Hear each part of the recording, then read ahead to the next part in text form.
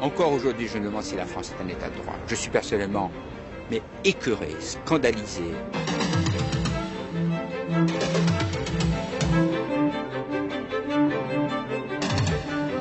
Berlusconi n'est pas venu en France faire de la culture ou faire des programmes dits de qualité. C'est pas son affaire. Il est venu pour faire du commerce.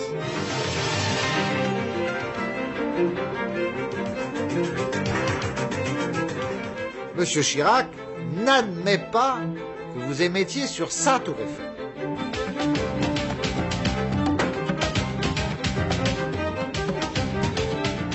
On se fait rouler dans la farine par les ingénieurs de TDF.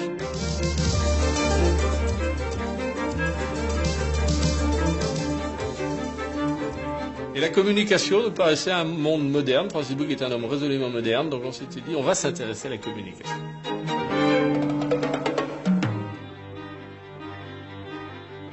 Au commencement était l'ORTF gaulien, un monopole politiquement dépendant, bientôt éclaté en 3 chaînes publiques qui deviennent autonomes et concurrentes par un pouvoir giscardien hostile à la télévision privée. 7 ans plus tard, la gauche maintient le pôle des télévisions publiques, mais libère les radios, crée une autorité indépendante chargée de nommer les responsables de l'audiovisuel et surtout met sur les rails une 4e chaîne, à péage, confiée au groupe Havas présidé par André Rousselet. Fin 1984, avec 3 chaînes publiques et Canal+, l'audiovisuel français paraît équilibré. Pourtant, c'est le moment que va choisir François Mitterrand pour envisager secrètement la création de chaînes nouvelles, privées et gratuites. Il s'agit aussi, à 1 an d'élections législatives, de couper l'herbe sous les pieds de l'opposition RPR-UDF qui a promis de privatiser la télévision.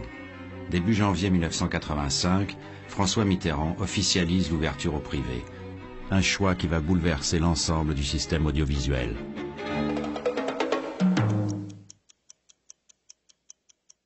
Oui, il va y avoir en plus des chaînes, du service public, il y aura d'autres chaînes, des chaînes verticales, c'est-à-dire des grandes chaînes nationales qui passeront des arrangements avec des chaînes locales. Oui à la liberté, mais à une liberté raisonnable qui ne tue pas la liberté, a répété hier soir le président Mitterrand, qui a confirmé ainsi, à côté des chaînes de service public, l'apparition prochaine de nouvelles télévisions. C'est un coup de tonnerre audiovisuel et politique. François Mitterrand a décidé seul de cette annonce, qu'il fait contre l'avis d'une partie du gouvernement. L'ouverture à la télévision commerciale est un choix qui heurte les convictions de la gauche. Et voilà, il décide en effet d'en faire l'annonce, comme il lui arrive assez souvent de le faire, en disant comme ça, comme je l'aurais dit, il faudra bien que ça se fasse, quelles que soient les difficultés ou les réticences des uns et des autres. J'étais très méfiant, très réservé. Alors je ne peux pas vous dire, il faudrait que je regarde dans mes archives personnelles. J'ai sans doute dû adresser, comme souvent, au président de la République, François Mitterrand, 1 ou 2 notes pour lui dire attention, attention. Déjà, on n'avait pas fait la chaîne éducative et culturelle qu'on aurait dû faire. Alors, aller créer des chaînes nouvelles pour les mettre entre les mains de marchands de soupe, je trouvais ça absolument choquant. La télévision privée occupe les esprits depuis plusieurs mois. À l'instar des radios FM de 81, quelques projets de télépirates frappent à la porte du monopole. Mais ce sont bien sûr les groupes de communication qui sont les plus concernés par cette annonce. Premier sur la ligne de départ, ce début janvier 1985, Robert Hersan. Le propriétaire du Figaro a fait connaître son intention de se lancer dans la télévision. Pour cela, il vient de recruter un des fondateurs de Canal+, Philippe Ramond, et quelques professionnels du petit écran.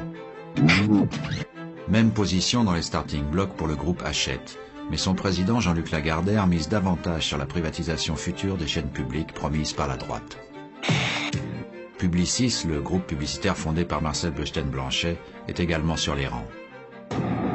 Seul grand groupe déjà présent dans la télévision, la CLT qui contrôle RTL postule également. Son administrateur délégué, Jacques Rigaud, ne doute pas que la CLT jouera un rôle dans la télévision commerciale française. D'ici 3 mois, les critères de sélection de ces différents groupes seront fixés, mais les fréquences disponibles sont rares. Les places seront chères, et cette nouvelle télévision pouvant être opérationnelle d'ici les élections de 86, les choix seront délicats. Alors lorsque l'idée de télévision privée, là aussi, a surgi de façon non officielle, Ça circulait ici ou là, à l'Élysée, au gouvernement.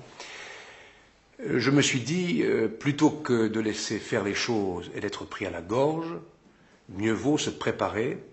Et j'ai suggéré à ce moment-là à Laurent Fabius, qui était Premier ministre, de confier une mission d'étude à Jean-Denis Bredin.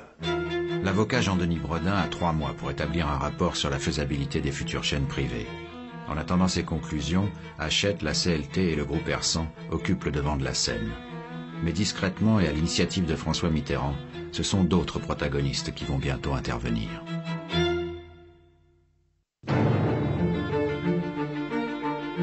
Ces nouveaux acteurs font leur entrée par un projet de satellite.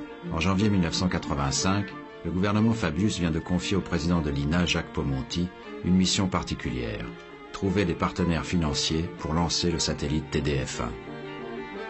Avec à ses côtés le journaliste Patrick Clément, Jacques Paumonty part à la rencontre de 2 poids lourds de la communication européenne. Le premier est un Britannique, il se nomme Robert Maxwell. Le second est un Italien, il s'appelle Silvio Berlusconi. Et donc, par conséquent, je vois tout le monde. Maxwell, c'est effectivement ma décision. Bien entendu, avant de le faire, j'en rencontre à mes autorités. Berlusconi, on me l'a suggéré. Gare de Lyon, siège de l'INA, dernier étage, bureau de Paumonty, le téléphone sonne, le président de la République. Le président de la République dit à Jacques Paumonty, vous devriez vous intéresser à mon ami Craxi. Il m'a recommandé son ami Berlusconi.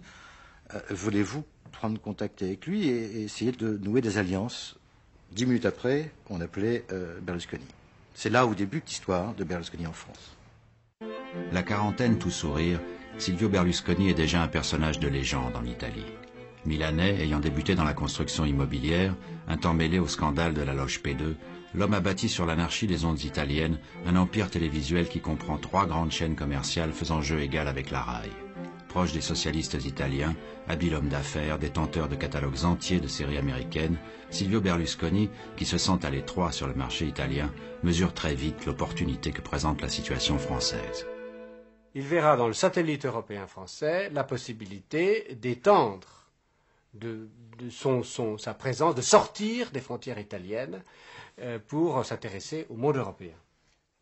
À l'heure où Silvio Berlusconi est ainsi contacté par la France, un homme vit une situation difficile. Il s'agit du président d'Havas, André Rousselet, dont la chaîne Canal+ vacille dangereusement.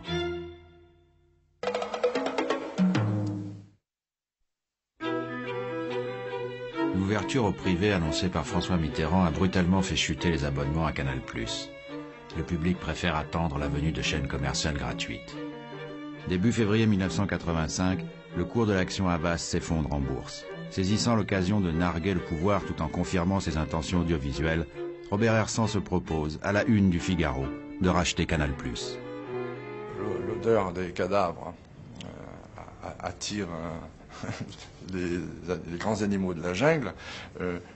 Robert Hersant n'échappe pas à la règle et il titre sur 4 colonnes dans le Figaro, M.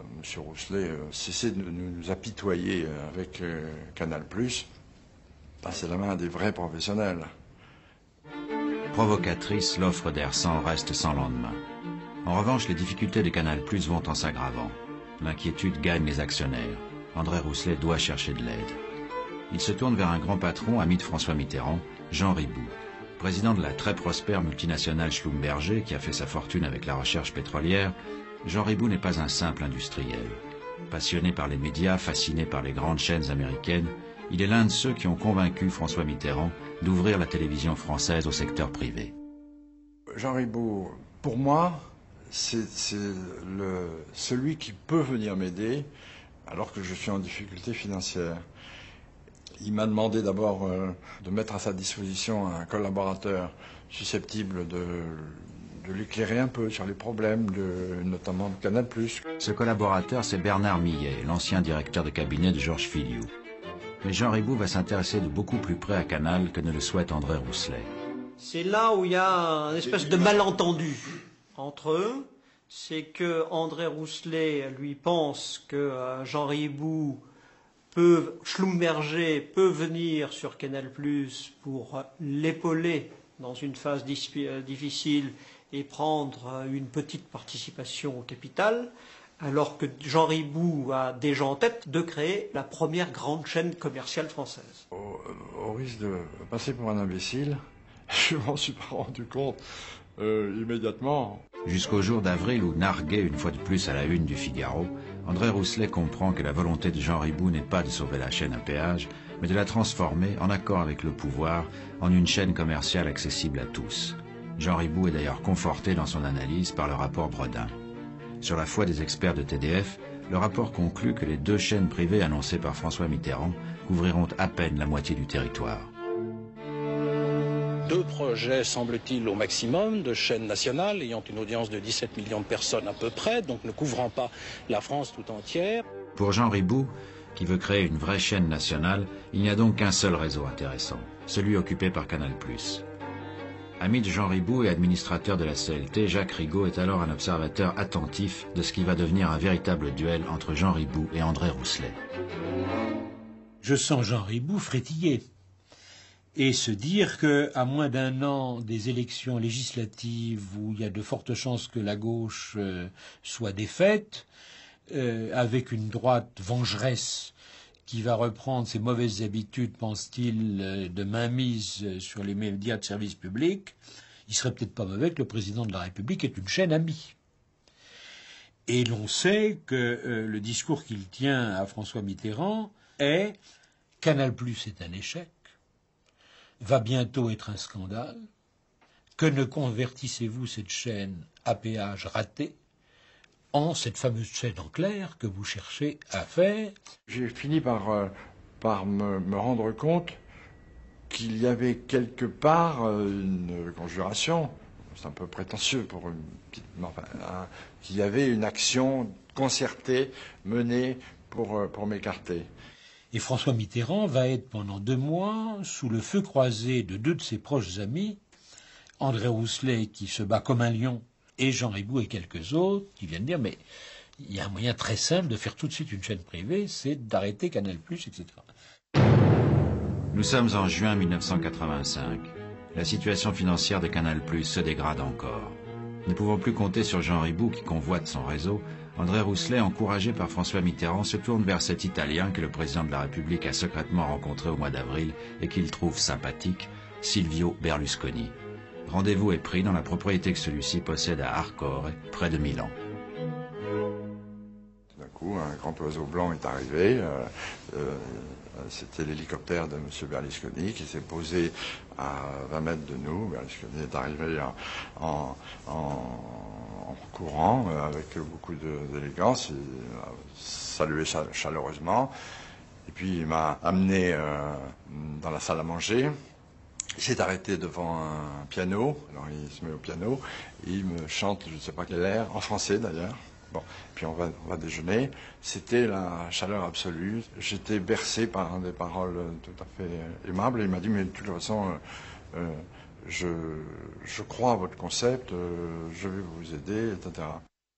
André Rousselet rentre à Paris soulagé, convaincu d'avoir trouvé en Berlusconi un allié. Par la suite, je vois François Mitterrand. Et François Mitterrand me dit, alors, vous avez vu Berlusconi ? Je dis oui, j'ai vu Berlusconi, il a été, je dois dire, très sympathique, très plein de conviction sur la capacité de notre projet, etc. Et il me dit, ah oui, vous croyez vraiment Je dis oui, en tous les cas, ce qu'il m'a dit, parce que moi, il m'a envoyé une petite lettre, et il me montre la lettre, ou il me la lit, je ne sais plus. Et j'ai vu Rousselet, c'est abominable son projet. Il faut pas croire qu'il ait une chance quelconque de réussir, parce que c'est un projet totalement farfelu. Donc, comme j'ai de l'amitié pour vous, ne faites pas trop confiance à André Rousselet. La chaleur de Berlusconi était trompeuse. Au fond, celui-ci ne croit pas au péage. Comme Jean Ribou, qu'il ne connaît pas, Silvio Berlusconi aurait aimé faire de Canal+, une chaîne commerciale en clair. André Rousselet, qui est pourtant au bord du dépôt de bilan, rompt avec Berlusconi, auquel il ne pardonnera jamais. Au même moment, Jean Ribou, soutenu par le Premier ministre, accentue son offensive. Laurent Fabius était convaincu ou s'était laissé convaincre que l'expérience a été ratée. Et donc, je n'ai à ce moment-là plus qu'un recours, c'est François Mitterrand. Et donc je lui demande audience. Et en fait, le propos que je lui tiens, c'est Canal+ a été initié sous son septennat. Ce sera le succès de son septennat. Et il m'a répondu tout simplement, tout le monde me dit le contraire. Bon, alors, c'est là que j'ai fait quand même intervenir la question de confiance sur le thème. Je vous sers depuis suffisamment d'années d'une façon loyale pour insister auprès de vous et vous dire que vous devez faire confiance à votre ami et pas aux autres. Et alors il m'a, comme il sait le faire, répondu d'une façon tout à fait limpide en me disant c'est très bien d'être venu me voir, je vais réfléchir. Puis un jour j'étais sur le bord de la piscine, ça devait être vers le 17 juillet, je sais pas, date un peu après, et un coup de téléphone, ici Jean Ribou, André, bravo, je voulais vous féliciter, vous avez gagné, je me réjouis pour vous, au revoir, à bientôt. Il a raccroché, et c'était la dernière conversation que j'ai eue avec lui. Ça ne manquait pas de grandiose, hein, c'était à l'américaine. On félicite l'adversaire, et on casse toute relation avec lui pour la suite. François Mitterrand a tranché. Canal+, chaîne à péage, est sauvé et va décoller vers le succès. Cet arbitrage détermine la politique audiovisuelle du gouvernement Fabius, qui, fin juillet 1985, décide officiellement la création d'une 5e et d'une 6e chaîne.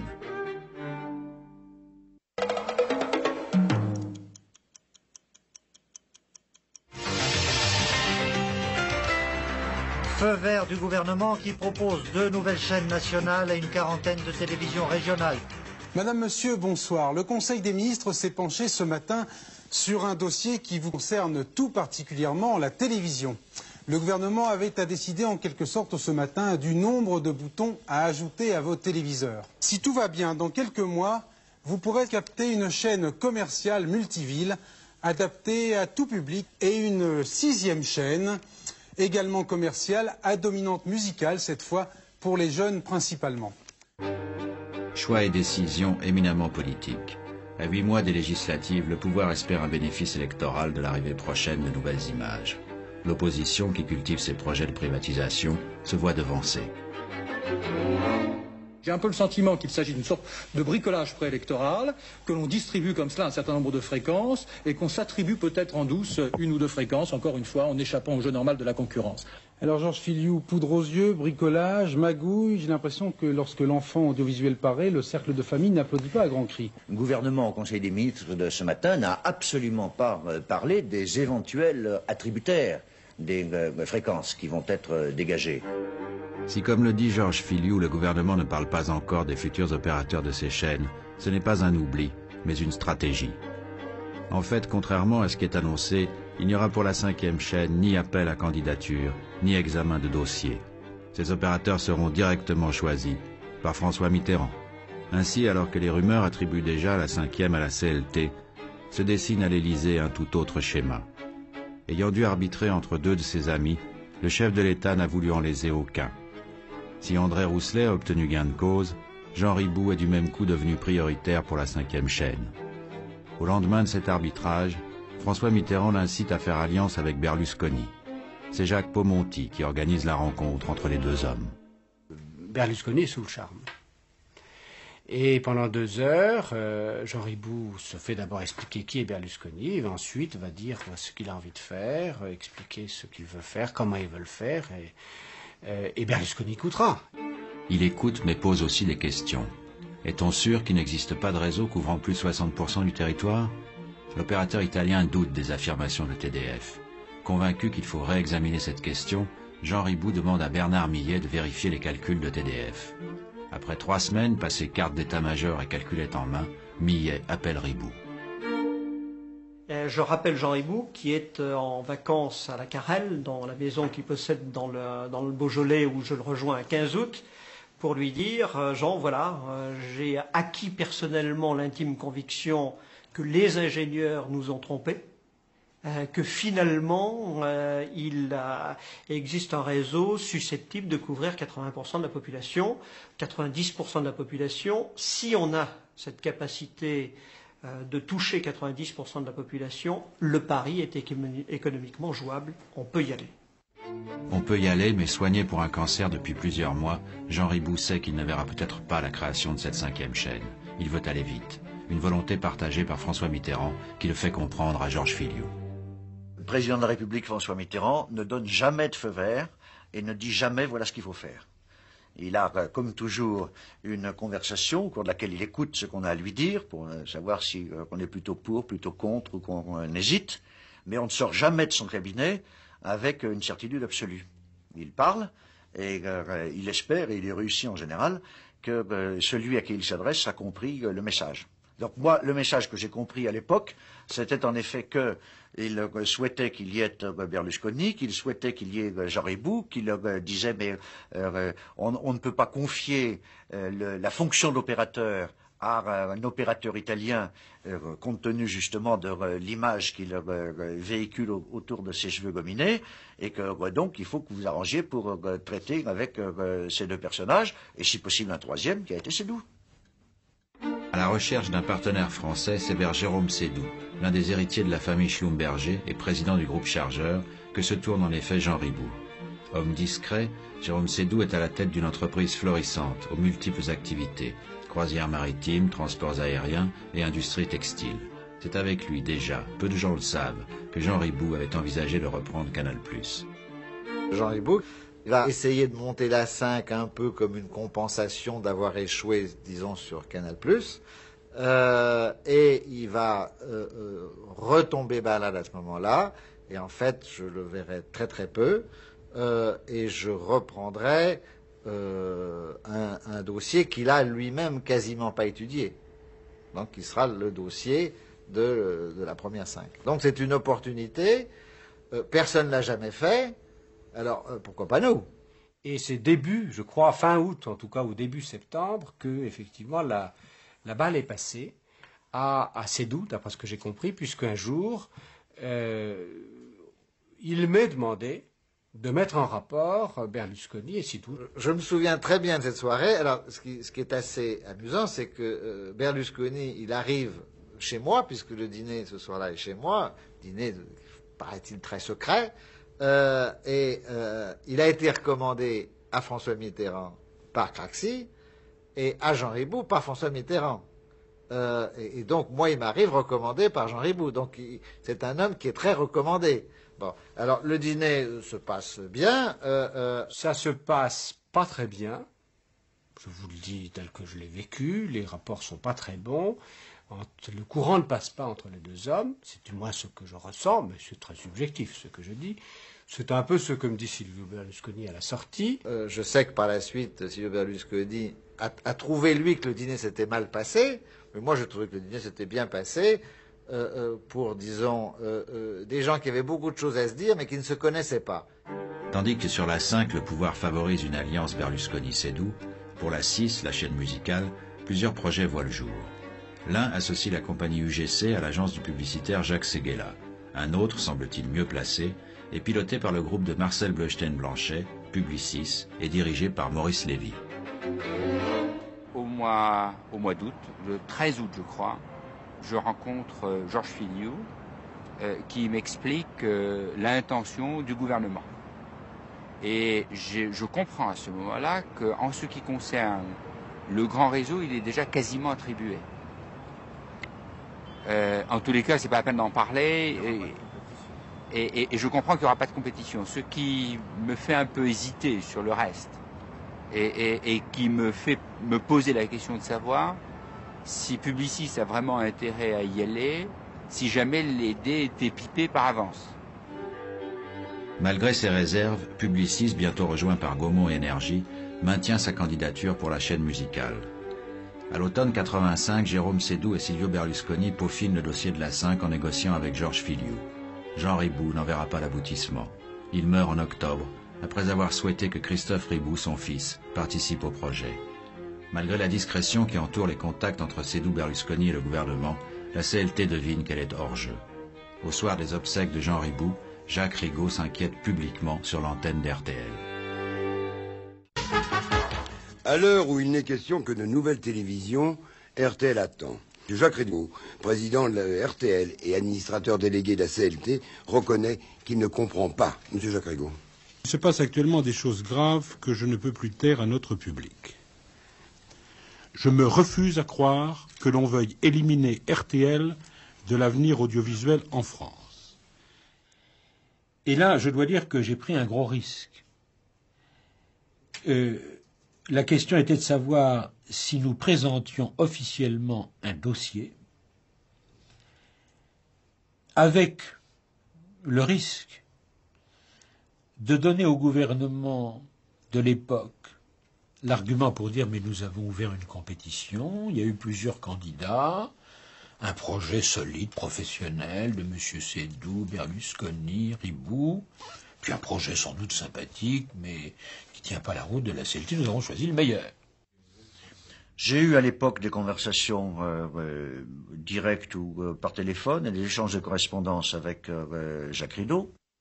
Et j'ai adressé à plusieurs reprises des lettres, notamment à M. Fillot, au Premier ministre, en disant « Il est question d'attribuer des chaînes privées, la CLT qui a une forte présence en France, qui a un actionnariat français, qui avait des projets satellitaires, et bien entendu prête à présenter un dossier dès lors qu'il y a une compétition, etc. » Je n'ai pas souvenir qu'il ait jamais déposé sur mon bureau une demande en bonne et due forme assortie d'un projet. Bien entendu, ce sont des lettres qui n'ont eu aucune réponse. Et pour cause. Comme on l'a vu, la 5e chaîne est déjà prioritairement et en secret réservée pour Berlusconi Seydoux. Berlusconi s'apprête à faire son entrée sur la scène française. Il vient fréquemment à Paris assisté de 2 collaborateurs, Angelo Codignoni et Carlo Freccero. Mais sa réputation le dessert et il connaît mal le contexte national. C'est le journaliste Patrick Clément qui se charge de préparer son entrée. On crée les conditions objectives pour que Berlusconi, dès cet instant, dès ce moment-là, pour que Berlusconi puisse être un candidat présentable et qu'il puisse obtenir une chaîne de télévision en France. C'est clair. Et Patrick Clément était un peu vraiment comment on peut dire, vraiment les Richelieu, c'est-à-dire vraiment que c'était l'ambassadeur, c'était l'homme vraiment qui cherchait vraiment de guider Berlusconi dans le labyrinthe de la politique. Ce labyrinthe passe notamment par le ministère de la Culture. Fin octobre, un dîner est organisé rue de Valois pour que se rencontrent Jacques Lang et Silvio Berlusconi. Silvio Berlusconi voulait faire un très beau cadeau à Jacques Lang pour l'impressionner. Et dans la voiture avec Confalonien, il sort, au grand étonnement de Fedel et Confalonien, il sort une boîte en bois précieux, il l'ouvre, c'était un lingot d'or à l'intérieur duquel on avait glissé un truc de montre, enfin je veux dire, un mécanisme de montre. C'était invraisemblable. Un portable, immontrable. Il y avait la lune, le soleil, le truc, le machin, il y avait tout. Ça allait en avant, en arrière. Enfin, c'était un mécanisme incroyable. Et Berlusconi, très fier, dit, tu vois, je vais offrir ça à Jacques Lang. Confalonieri et moi, on lui dit non. Parce que déjà, Jacques Lang, il t'attend. Pas tout à fait bien disposé. Si en plus, tu lui offres un paquet d'or comme ça, il va trouver que le comble de la vulgarité est là devant lui. Berlusconi renonce à offrir cette montre. Le dîner qui suit confirme les divergences de vues entre Jack Lang et le mania de la télévision italienne. Oui, ce dîner est un dîner vif, chaleureux. L'homme est intelligent, plein de charme. Et l'écoutant parler, je comprenais que certains aient pu être séduits par le personnage, qui promettait la lune.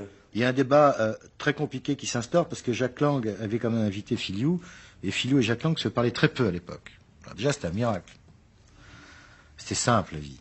Et il y a un débat sur les faisceaux hertziens. Et Berlusconi finit par dire, mais les faisceaux hertziens appartiennent à tout le monde. Et le cœur des vierges répond, mais vous n'allez pas voler le ciel français quand même. Horrifiés étaient-ils tous, évidemment. Et ils disaient, en plus, je voyais dans leurs yeux, on va donner le ciel français à ce type, et c'est François Mitterrand qui lui donne. Je crois qu'à cette époque-là, déjà à mes yeux, il représentait un peu le personnage qui avait contribué au déclin du cinéma italien par la concurrence effrénée que les chaînes commerciales italiennes de Berlusconi avaient apportée au cinéma sans aucune garantie, sans aucun garde-fou. C'était deux galaxies qui évoluaient dans deux mondes différents. Enfin, rien ne pouvait rapprocher ces gens-là. Rien. Les semaines passent, François Mitterrand s'impatiente. La 5 doit impérativement émettre avant les législatives de mars 86. Mi-novembre, le président donne l'ordre à Georges Filiou de conclure la négociation.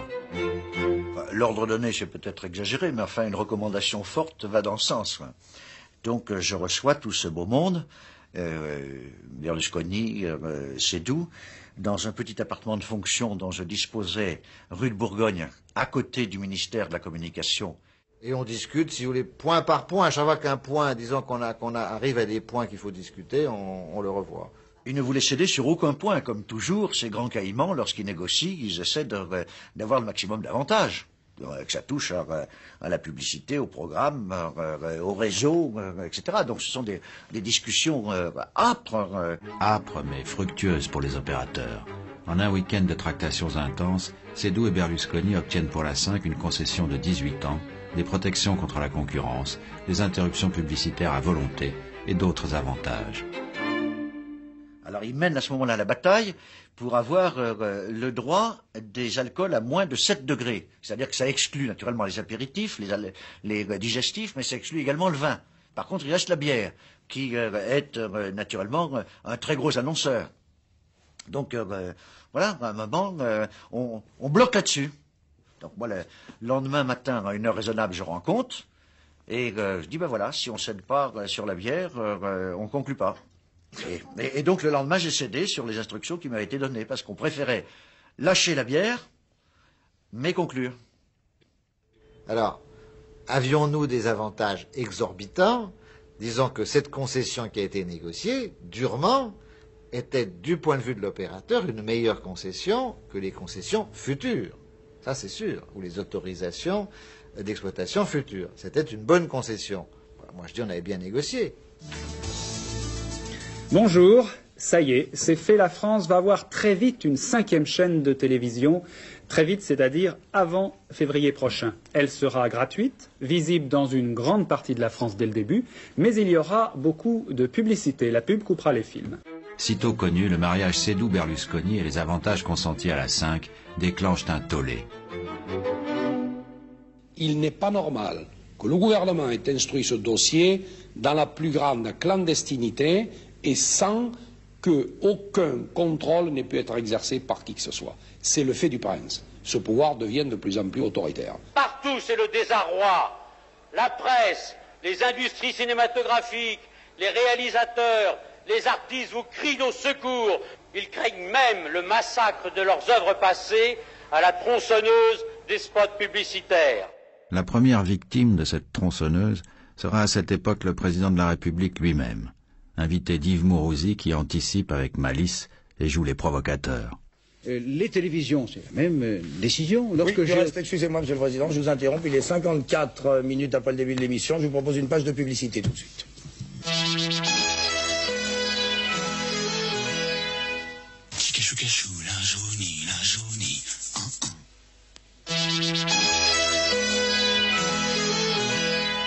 Vous disiez? J'ai à peu près compris, oui, ce que vous vouliez dire. Permettez-moi de vous dire que vous êtes une chaîne publique, hein, TF1. Vous n'avez pas le droit de faire ça. Non. Ah, sauf mais de toute façon, on se fait régulièrement attraper. Sauf, bien entendu, pour... on a un bon bouclier, il y a le président. Pour engager avec moi un dialogue souriant. Oui. Il n'y a pas de chaîne privée possible sans acceptation de la publicité. 1500 personnes rassemblées hier soir autour de la Société des réalisateurs de films et les organisations CGT du spectacle. Le cahier des charges de la 5e chaîne a été rejeté en bloc. Et puis aussi, interdire que nos films passent. Alors déjà, ça privera quand même d'un certain nombre de films et de cinéastes. Et puis si jamais on les passe, faire des procès. Critique à droite, mais également indignation à gauche. Furieux, Jacques Lang adresse une lettre à Laurent Fabius où il lui lance « Un gouvernement Chirac n'aurait pas fait pire ». Non, ça a failli mal se terminer. Il faut dire la vérité, nous étions malgré les liens d'affection qui m'unissaient au chef de l'État et à l'amitié que j'avais pour Laurent Fabius, pendant quelques heures ou quelques jours, avec mes collaborateurs, je me suis interrogé sur mon éventuelle démission. Là, il y avait un mouvement d'opinion assez fort, d'ailleurs plutôt du côté de mon propre bord politique, mais ça à cause de la présence de Berlusconi et de sa réputation. Alors il y a aussi la personnalité de M. Berlusconi, et d'ailleurs il y a peu de temps, c'était il y a 1 an exactement, dans un magazine Antenne 2, vous-même, vous disiez des choses pas très gentilles sur M. Berlusconi. Regardez, on va écouter. Vous avez plusieurs centaines de télévisions privées en Italie. Qu'est-ce qu'il en résulte? Il n'y a plus qu'un monsieur, M. Berlusconi, qui s'est assuré la maîtrise de la quasi-totalité de ce réseau, qui représente 75% de l'audience. Et pourquoi faire? Eh bien, pour diffuser des sous-séries américaines et japonaises et pour faire du fric avec la publicité. Alors ça, Monsieur Filiou, c'était en décembre 84, il y a 1 an juste. Alors simplement, qu'est-ce qui vous a fait changer d'avis sur M. Berlusconi? Je n'ai rien à retirer de ce que j'ai dit. Georges Filiou s'est dévoué corps et âme comme ministre de la Communication. Au fond, je ne l'enviais pas d'être à la tête d'un ministère aussi difficile dans cette période de transition. Il en a pris plein les gencives. Il a été attaqué de part et d'autre, à gauche, au centre, à droite. Il devait concilier parfois l'inconciliable. Pourquoi ces états d'âme? Tout simplement parce que les uns et les autres assument difficilement leurs propres contradictions.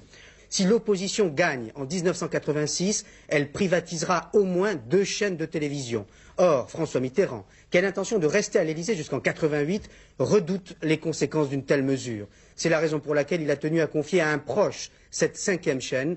Pas d'illusion, la télévision, qu'elle soit privée ou publique, reste et restera un enjeu politique. Fait du prince et principe du fait accompli, au lendemain de cette annonce, François Mitterrand confirme et balaie les objections. Une autre majorité peut en effet s'offrir d'autres luxes, pas tous les luxes, mais d'autres luxes.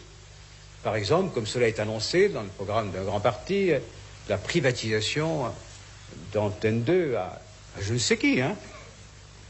Sans doute un maître de la culture, un scrupuleux de l'information.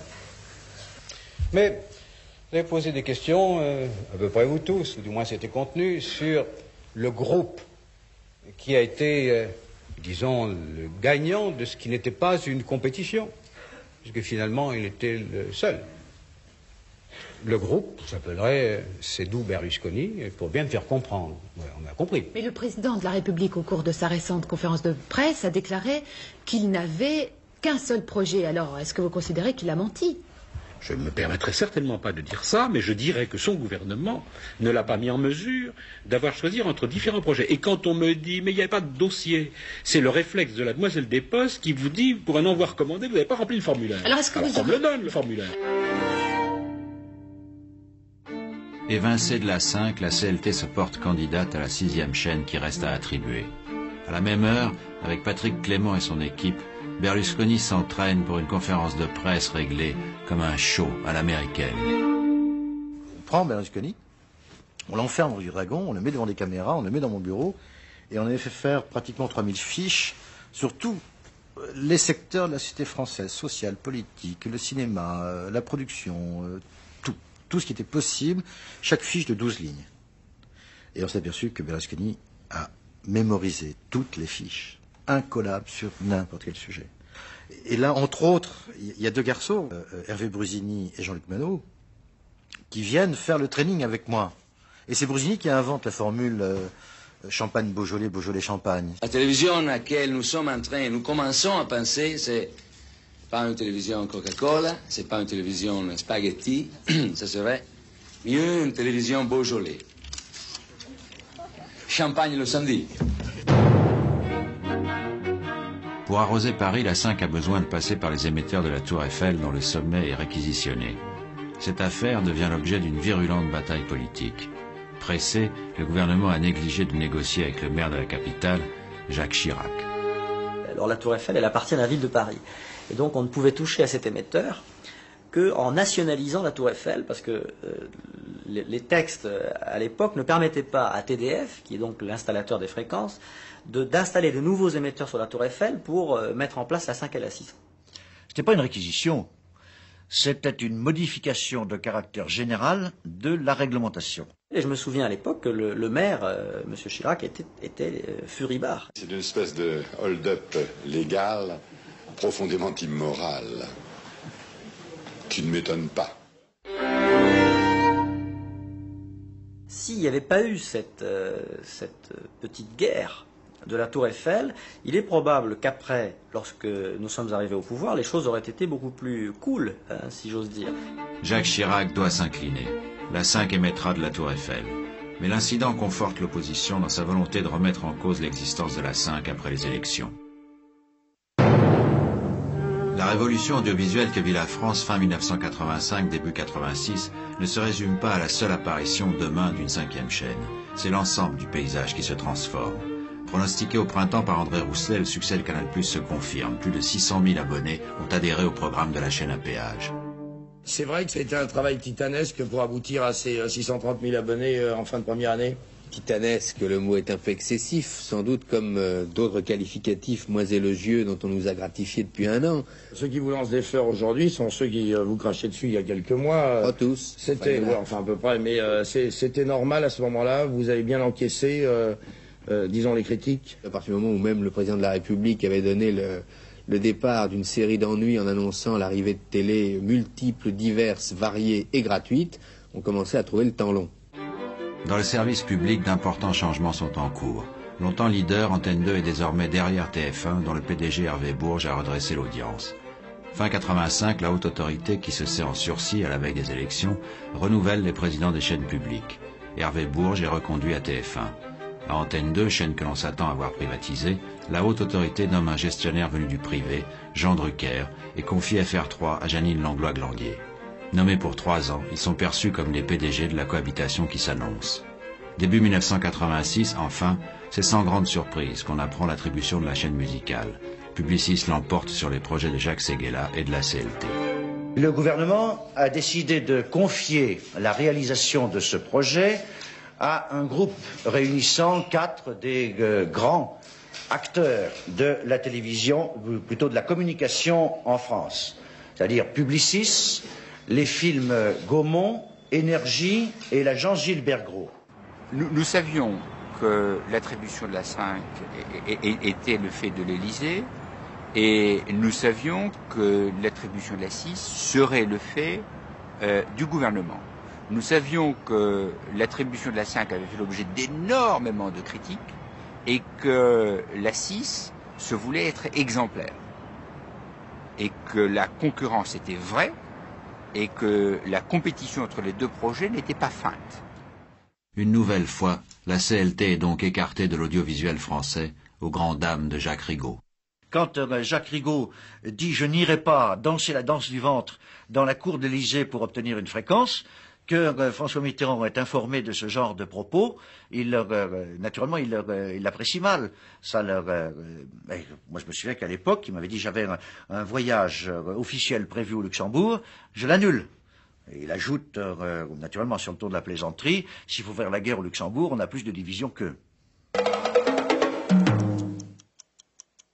Février 86, sur la 5, c'est le compte à rebours.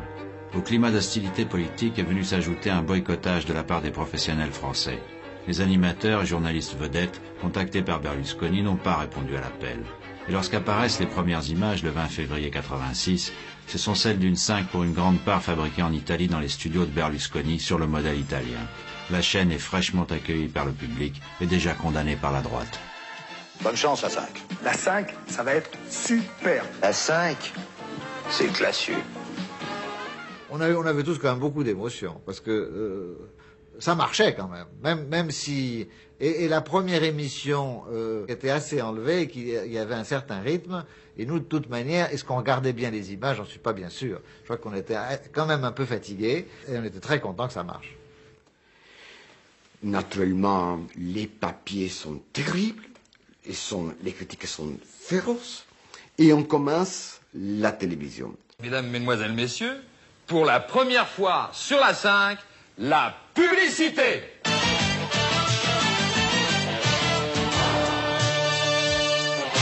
Berlusconi n'est pas venu en France faire de la culture ou faire des programmes dits de qualité.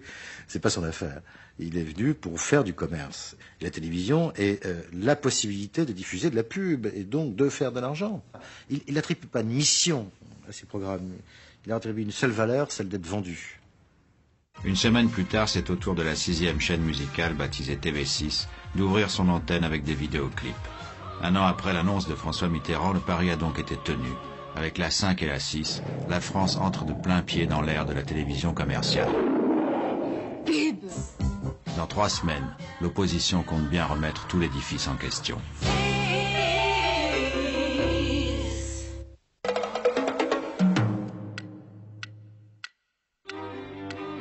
En mars 86, Jacques Chirac succède à Laurent Fabius au poste de Premier ministre. François Léotard prend les portefeuilles de la culture et de la communication. La cohabitation commence. Et pour ce qui est de l'audiovisuel, c'est l'heure de l'application du programme commun RPR-UDF. Au menu, privatisation, réattribution de la 5 et de la 6 et remplacement de la haute autorité. Première des questions, combien et quelles chaînes privatiser? Très vite, le gouvernement renonce à l'idée de vendre 2 chaînes publiques. Jacques Chirac a toujours été à la fois très modeste et très pragmatique pour ce qui concerne l'audiovisuel. Nous avons fait les comptes, puisque malgré tout, quand on est au pouvoir, il faut de temps en temps sortir sa calculette, et par conséquent, nous avons très rapidement, à Matignon en particulier, et nous l'avons fait admettre à François Léotard, qu'on ne pouvait privatiser qu'une seule chaîne de télévision. Oui, mais laquelle? François Léotard est pour Antenne 2. À Matignon, Jacques Chirac penche pour FR3. Tout se joue lors d'une réunion interministérielle début avril. Je me souviens que, au cours de cette réunion, le ministre qui a prononcé le nom de TF1, un peu sur le mode, au fond, mettons tout le monde d'accord et on va privatiser TF1, c'est Édouard Balladur. TF1 sera privatisé, l'importance de son audience lui permettra de faire face à la concurrence, tout en supportant un niveau d'obligation de contribution à la création au moins égal au niveau actuel. Le choix de TF1 se fait sans étude économique préalable. TF1 est un symbole pour la politique de privatisation. On avance l'argument que c'est une chaîne dont les programmes à succès relèvent déjà d'une logique commerciale. Et le gouvernement, sans l'avouer, y voit un moyen de se séparer de son PDG classé trop à gauche, Hervé Bourges. Séparer, vous êtes gentil, se débarrasser purement et simplement, je crois qu'on fait une bonne opération. On vend une chaîne qui vaut cher et qui va rapporter un petit peu d'argent à l'État, et c'est très bien. Et je dois dire que j'ai fait monter le plus possible des enchères, parce que je ne tenais pas à ce qu'on brade la chaîne dont j'étais le patron. Et à côté de ça, on se débarrassait de son président. Dès le printemps 86, François Léotard met en chantier une nouvelle loi sur la communication et promet que les changements se feront à l'aune d'un nouveau concept fourre-tout, le mieux-disant culturel. Critiquée de toutes parts, cette loi est l'objet au long de l'été 1986 d'interminables débats au Sénat, puis à l'Assemblée. Début août, le gouvernement publie 2 décrets au journal officiel. Les concessions de la 5 et de TV6 sont brutalement annulées. Je me souviens très bien parce que j'étais en train de jouer au golf à Deauville et on vient me chercher avec une petite voiture sur le golf en me disant il y a un coup de téléphone urgent, etc. Donc je vais prendre le coup de téléphone, c'était le directeur de cabinet de Léotard qui m'annonçait que le décret avait été signé et que donc nous étions condamnés. Oui, mais compte tenu du fait qu'elles avaient été attribuées de manière unilatérale et pas transparente, il y avait d'autres groupes qui souhaitaient être candidats à ces chaînes. Il fallait à ce moment-là remettre les choses à plat. Et la seule façon de les remettre à plat lorsqu'il y a une concession de service public, c'est de casser cette concession. Une concession dans un état de droit comme l'est la France, ça ne se casse pas sans risque. Pardon, vous avez dit un état de droit?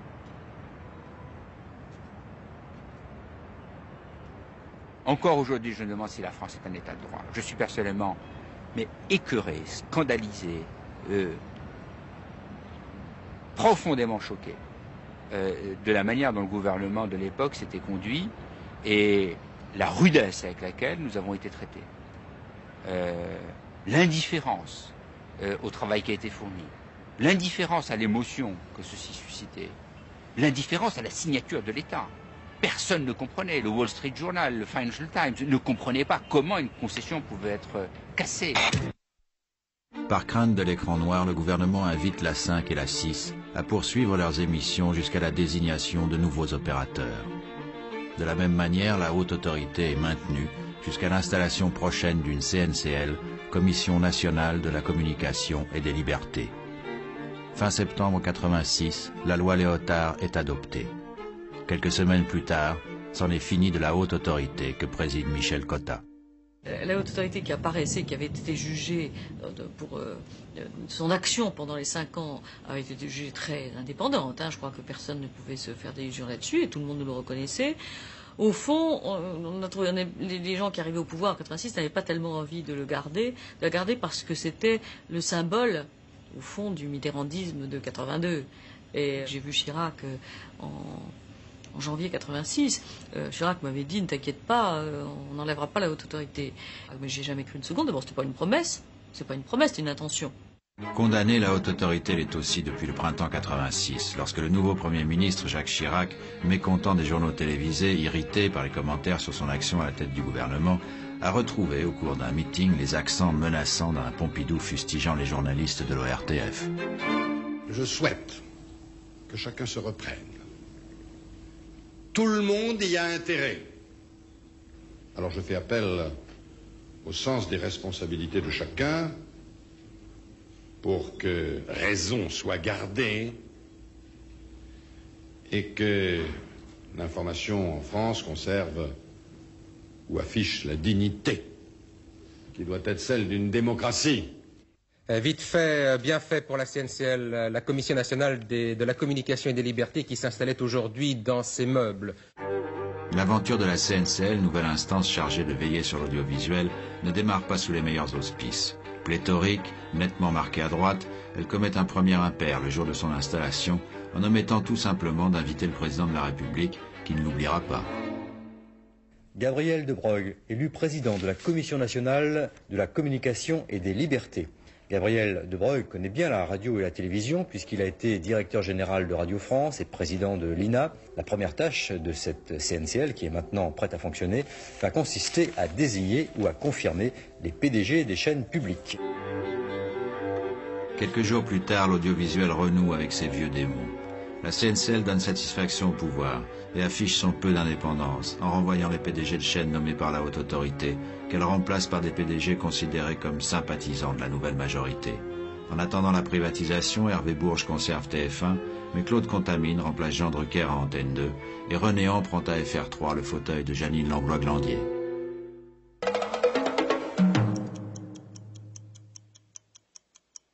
La CNCL, la Commission nationale des libertés et de la communication, a lancé aujourd'hui l'appel d'offres pour l'exploitation de la 5e et de la 6e chaîne.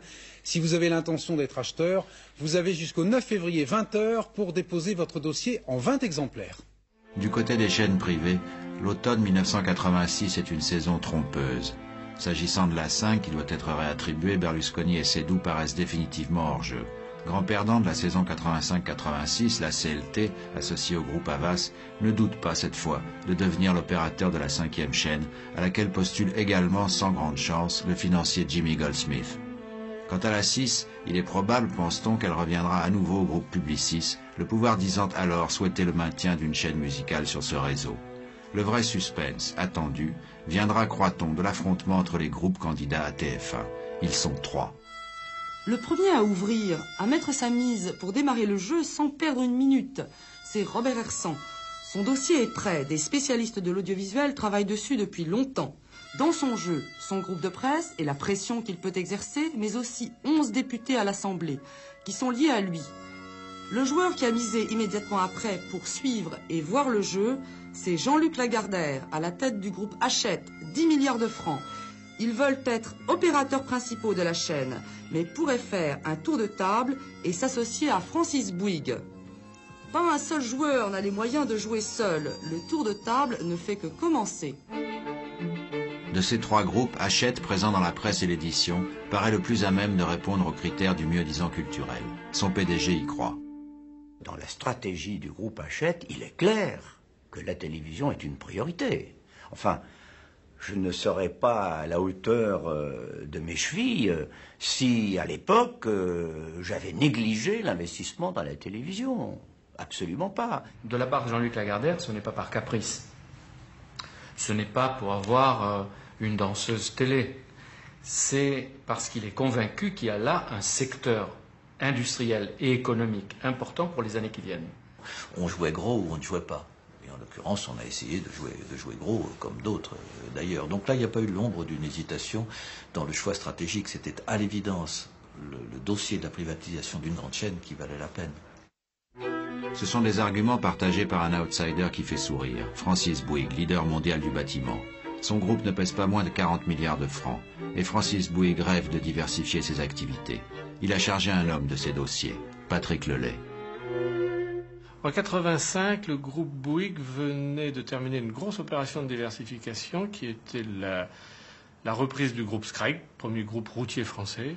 Et il y avait moi, je m'occupais de la diversification avec Francis Bouygues. Et on avait une vraie réflexion sur ce que l'on pourrait faire pour le futur, parce que je me souviens toujours que Francis Bouygues, le lendemain où on avait fait l'opération de la Scraig, qui était quand même un groupe qui faisait 20 milliards de chiffre d'affaires, donc en l'agrégeant au groupe Bouygues, on doublait l'activité.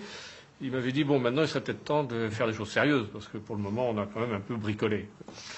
Et la communication nous paraissait un monde moderne. Francis Bouygues était un homme résolument moderne, donc on s'était dit, on va s'intéresser à la communication. On ne sait pas bien ce que c'était. Bouygues ignore tout de la communication, mais ça ne l'empêche pas de voir grand. Comme Hachette, c'est TF1 qu'il veut. Au cours de l'année 86, les deux groupes envisagent même un moment de faire candidature commune.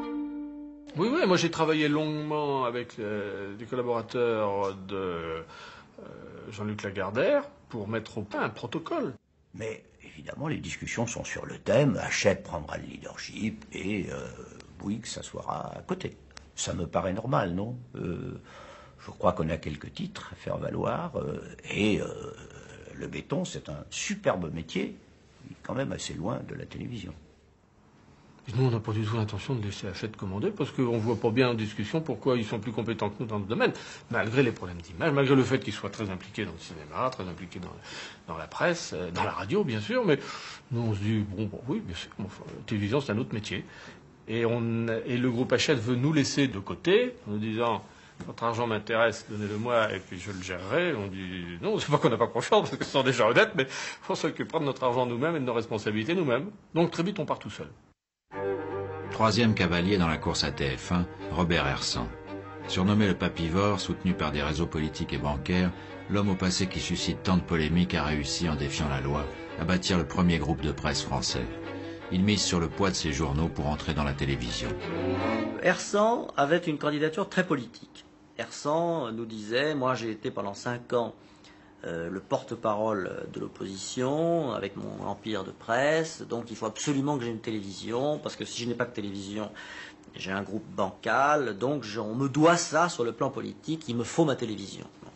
Et Hersan était même venu demander à Jacques Chirac, en fait, de lui octroyer l'acquisition d'une part du capital de Canal+.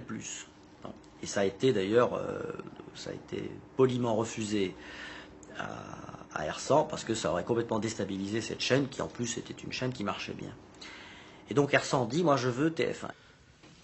Robert Hersan n'a jamais pensé être le propriétaire absolu de l'ensemble de TF1, mais il voulait en être l'opérateur, c'est-à-dire détenir au moins 25% de TF1. Et à ce moment-là, nous disons à Hersan, écoutez, c'est gros, ça va coûter très cher, vous êtes quand même déjà relativement endetté, en plus en termes d'affichage politique, vous concédez la première chaîne de télévision, alors que vous avez quand même une image très forte, très connotée, c'est pas très facile. Essayez plutôt de vous intéresser à la 5. Le 17 décembre 1986 à 8h30, Robert Hersan m'appelle et me dit, venez me voir. Je vais le voir, il me dit, nous abandonnons TF1 et nous sommes dorénavant sur la 5. Et je lui dis, c'est officiel. Il m'a dit, pour vous et pour moi. Mais surtout, on laisse un flou. Surtout, nous continuons à faire croire que nous allons sur TF1. Nous ne démontons pas, comme si on dit qu'on va sur la 5, mais il faut brouiller les cartes de manière à nous permettre de faire notre dossier tranquillement. Et c'est pendant les vacances de Noël que j'apprends que finalement Robert Hersan va sans doute changer son fusil d'épaule et être candidat à l'attribution de la 5. Et là, je me trouve devant une situation assez semblable, malgré des différences à celle de 85, à savoir s'il y a une compétition entre Hersan et nous, ça va être une fois de plus le pot de terre contre le pot de fer, et nous allons être écrabouillés. J'en suis d'autant plus convaincu que certains membres de la CNCL, qui a remplacé la haute autorité, et qui se présentent comme des bons amis, me disent « mais ne vous découragez pas, sans doute Hersan est-il candidat, mais c'est une compétition et vous avez de très bons atouts, etc. » C'est ça qui m'a le plus mis la puce à l'oreille. Comprenant que la 5 ne peut plus échapper à Hersan, la CLT décide de se rabattre sur le réseau de la dernière chance, celui de la 6e chaîne. Début 87, elle fait alliance avec la Lyonnaise des Eaux, présidée par Jérôme Monod, ancien secrétaire général du RPR, pour présenter un projet de chaîne plus généraliste que musical. Quant à Hersan, il va mettre tous les atouts de son côté. En renonçant à TF1, il rend un service au pouvoir. Il lui en rend un second, en se rapprochant de Berlusconi et Seydoux, ce qui donne à sa candidature le visage de la continuité. Effectivement, nous avons suggéré aux opérateurs anciens de rester dans le tour de table et on leur a fait savoir qu'ils n'étaient pas considérés comme des bêtes nuisibles. C'est la rencontre du réalisme. Pour Robert Hersan se présenter devant la CNCL avec les deux anciens, se présenter comme opérateur, comme patron, avec les deux anciens qui avaient été nommés pour l'ancienne 5 par la gauche, c'est un atout de plus, c'est clair. Berlusconi était le diable de la télévision. Il avait tous les défauts d'agent commercial. Hersan avait tous les défauts vraiment idéologiques. Était la droite, était vraiment la peur, c'est ça. Et tous les deux vont se marier, fiancés, et vont décider de faire la télévision commerciale. C'était vraiment un mariage les plus diaboliques de l'Europe. Vraiment, c'était les deux monstres ensemble. Et pour rien vous cacher, moi sur ce point, j'avais été demandé conseil à François Mitterrand lui-même. J'avais dit, mais bon, l'occasion, qu'est-ce que vous feriez à notre place? Il m'a dit, est-ce que vous pensez que ça serait une bonne affaire? Bon, je lui ai dit, non, logiquement, s'il gère bien, oui, mais bien plus difficile que la première. Est-ce que vous pensez que vous pourrez avoir de l'influence? Je lui ai dit, au début, sûrement aucune. Il me dit, si j'étais vous, je rentrerais. Donc, moi, j'étais personnellement réticent. Silvio Berlusconi avait déjà décidé d'y rentrer, puisque lui, il voulait continuer à pouvoir vendre ses programmes. Et donc, c'est, si je peux dire, sur les conseils de François Mitterrand que je me suis retrouvé dans la deuxième 5. C'est en tacticien politique que François Mitterrand incite Jérôme Seydoux à rempiler sur la 5. Il a donné le même conseil au groupe Berlusconi. Le président ménage l'avenir. Il sait que Robert Hersan n'aura peut-être pas toujours les pleins pouvoirs sur la 5. Pour l'heure, Hersan s'équipe en studio de télévision ultramoderne. C'est un argument de plus dans le dossier que Philippe Ramon concocte pour la CNCL qui prépare l'audition des candidats pour fin février 87. Un dossier qui promet tout. Il fallait y mettre le mieux-disant culturel. C'est la pire des conneries qu'on n'ait jamais inventées dans l'audiovisuel français. C'est-à-dire que nous étions obligés d'ajouter dans ce dossier des obligations par rapport à nos concurrents. Et donc, ce dossier était fait uniquement pour plaire à la CNCL et à cette connerie de mieux-disant culturel. Examen de passage spectaculaire pendant plusieurs heures cet après-midi au siège de la Commission nationale de la communication et des libertés. Devant les 13 membres de la CNCL, les candidats à la reprise de la 5e chaîne ont plaidé leur cause et répondu aux questions. Le pluralisme s'inscrit de lui-même dans les nécessités commerciales de la chaîne, au-delà de la nécessité politique. Même si ça ne m'empêche pas, par ailleurs, de faire des journaux qui épousent un point de vue particulier. Pour l'instant, on partage l'émotion 50-50. On a partagé vraiment aussi le coiffeur aujourd'hui pour que nous voulons nous présenter avec une belle mine. Je ne sais pas si on est réussi. Le même jour, l'homme d'affaires franco-britannique, propriétaire de l'Express, Jimmy Goldsmith, est auditionné. Son projet pour la 5 n'a aucune chance devant une CNCL acquise à la solution Hersant-Berlusconi. Quelques jours plus tard, le 23 février 87, la CNCL délibère. En fin de matinée, elle rend son verdict. La 5 revient, comme prévu, au tandem Hersant-Berlusconi. La réattribution de la 6e chaîne musicale va en revanche donner lieu à un coup de théâtre. 3 candidats ont été auditionnés. Publicis, qui se présente à sa propre succession. C'est une chaîne à dominante musicale. Nous ne glissons pas sur le terrain des généralistes puisque nous savons que les généralistes sont en nombre suffisant. Un autre projet, appelé TFM, est la CLT associée à la Lyonnaise des Eaux dans un dossier de chaîne plutôt généraliste. La direction de ce projet, au nom de code Métropole Télévision, a été confiée à l'ancien PDG d'Antenne 2, remercié par la CNCL, Jean Drucker. Il s'agit sans la moindre équivoque d'un projet de chaîne généraliste, c'est-à-dire une chaîne complète, globale. À l'intérieur de ce projet, la principale particularité, c'est que la place accordée à la musique est tout à fait importante. Ce même 23 février, après avoir délibéré sur la 5, la CNCL examine dans la foulée le cas de la 6. Et là, en moins d'une heure, il y a un consensus. C'est la chaîne musicale. Et là, contre toute prévision de calendrier, la séance est arrêtée avant le déjeuner, sans vote, sans décision.